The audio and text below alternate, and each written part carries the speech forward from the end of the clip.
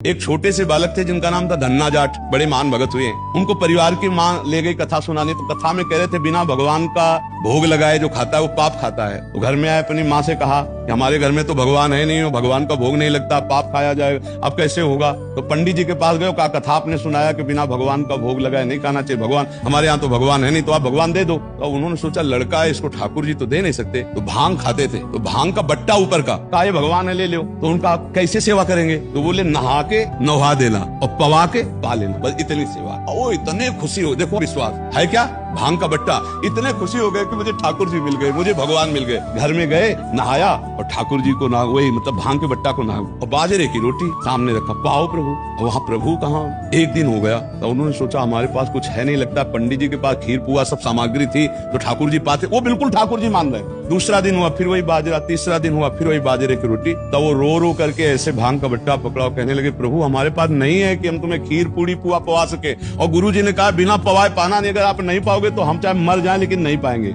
उसी समय श्री कृष्ण प्रकट हो गए और वो और बाजरे की रोटी शुरू कर दी पाना। तो बोले देखो तुम कितने निर्दयी हो, 3 दिन से तो हमें भूख लगी है और हमारे घर में ज्यादा कुछ है नहीं, 1-2 रोटी माँ बना पाती है, गरीब आदमी, पूरी रोटी तुम नहीं पाओगे, आधी हमें दो आधी तुम पाओ। और फिर जो लीला का विस्तार हुआ कि धन्ना सेठ हो गए, अपार वैभव उनके। ये है विश्वास, गुरु के वचनों पर बिल्कुल बुद्धि न चलाकर विश्वास।